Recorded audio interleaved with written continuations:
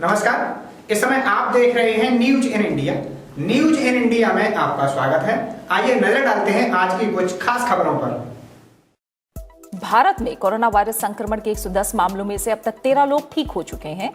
देश में कुल 110 संक्रमित लोगों में 17 विदेशी हैं। इनमें 16 इतालवी नागरिक भी शामिल हैं। दिल्ली में कोरोना वायरस के अब तक 7 मामले सामने आ चुके हैं। वहीं उत्तर प्रदेश में 12, कर्नाटक में 6, महाराष्ट्र में 33, लद्दाख में 3 और जम्मू कश्मीर में 2 लोग कोरोना वायरस से संक्रमित हैं। सरकार भारतीय नागरिकों के लिए कोरोना वायरस संक्रमण के पहले और दूसरे चरण की जांच निःशुल्क करा रही है। स्वास्थ्य मंत्री हर्षवर्धन ने कोरोना वायरस से बचाव और उसे काबू में करने के लिए राज्यों और केंद्र शासित प्रदेशों द्वारा उठाए गए कदमों की स्थिति की कल समीक्षा की। उन्होंने अधिकारियों को प्रश्नों की मात्रा में वृद्धि के मद्देनजर पूरे समय कार्य करने वाले नियंत्रण कक्ष हेल्पलाइन की क्षमता बढ़ाने का निर्देश दिया है। इस बीच प्रधान न्यायाधीश एस.ए. बोबडे ने साफ किया है कि कोरोना वायरस महामारी के चलते अदालतों को पूरी तरह से बंद नहीं किया जा सकता और इसकी वजह से न्याय में देरी नहीं होगी। अखिल भारतीय आयुर्विज्ञान संस्थान में 24 घंटे काम करने वाला हेल्पलाइन नंबर 9971876591 यानी 9971876591 शुरू किया गया है। इस नंबर पर डॉक्टरों से सीधे संपर्क किया जा सकता है। स्वास्थ्य कर्मचारियों के लिए 80 लाख से ज्यादा N95 मास्क और व्यक्तिगत सुरक्षा वाले उपकरण भी खरीदे जाएंगे। वहीं थल सेना ने एक संसदीय समिति से कहा है कि सैनिकों को कोरोना वायरस के संक्रमण से बचाने के लिए सभी आवश्यक कदम उठाए जा रहे हैं, जिनमें उनके भोजन में शामिल सभी मांस उत्पादों की जांच भी शामिल है। सेना ने समिति को कोरोना वायरस के प्रसार को रोकने को लेकर मानेसर और जैसलमेर में असैन्य व्यक्तियों के लिए पृथक केंद्र स्थापित करने जैसे कदमों के बारे में भी जानकारी दी। वहीं कोरोना के असर को देखते हुए देश और दुनिया में बने अक्षरधाम मंदिरों को चलाने वाली बोचा सनवासी अक्षर पुरुषोत्तम संस्था ने अगले कुछ दिनों तक प्रार्थना और पूजा को टाल दिया है। कोरोना वायरस के बढ़ते संक्रमण को देखते हुए केंद्र सरकार ने करतारपुर कॉरिडोर से आवाजाही बंद करने की घोषणा की है।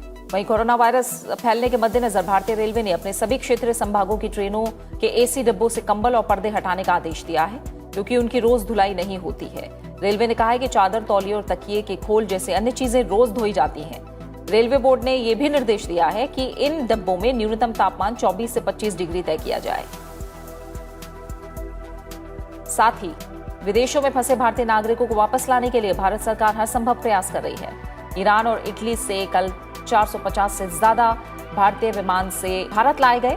ईरान से कल एयर इंडिया के 2 विमानों के जरिए स्वदेश लाए गए 234 भारतीय जैसलमेर पहुंच गए। इन्हें जैसलमेर में 14 दिन तक पृथक रखकर इनके स्वास्थ्य पर नजर रखी जाएगी।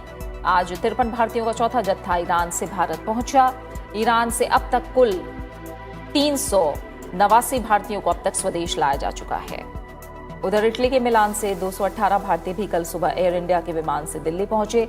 विदेश राज्य मंत्री वी मुरलीधरन के मुताबिक इन सभी को 2 सप्ताह तक अलग थलग रखा जाएगा। इन्हें छावला स्थित आईटीबीपी के पृथक स्वास्थ्य निगरानी केंद्र में रखा गया है। कोरोना वायरस संक्रमण से यूरोप में हालात बेहद खराब हैं।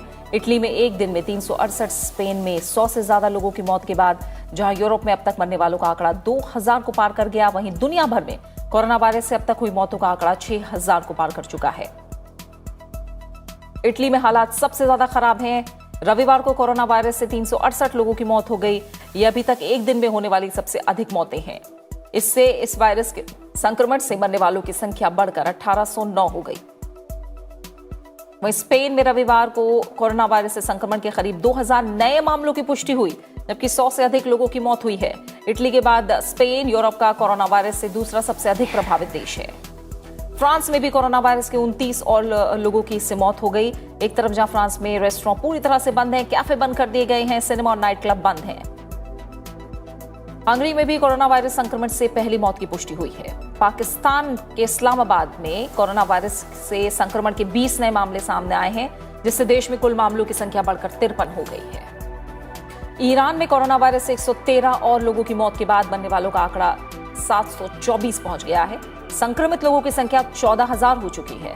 अगर मौत के आंकड़ों की बात करें तो चीन और इटली के बाद ईरान तीसरे स्थान पर है, जहां इतनी बड़ी संख्या में लोगों की मौत हुई है। कोरोना वायरस के बढ़ते मामलों को देखते हुए इस्लाम के पवित्र स्थान मस्जिद अल अक्सा को बंद कर दिया गया है। रास्ते तो हर मोड़ पर बदल जाते हैं, पर दिशाएं कभी नहीं बदलती, जैसे कि हम और हमारा साथ।